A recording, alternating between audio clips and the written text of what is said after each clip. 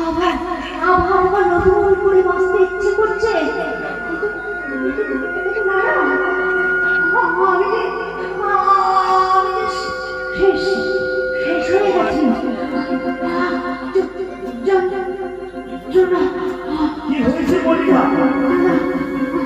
তুমি এমন করে কথা বলছো কেন? দেখি তোমার পা টলছে কেন?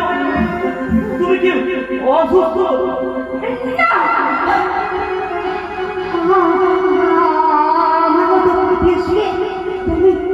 স্পর্শ করো না স্বামী। কি বলছো মল্লিকা? আমি ঠিকই বলছি গো। ওই ওই শয়তানুল্লাহ চৌধুরী কামরার আগুনে আমি কত অভিজ্ঞতা হয়ে গেছি।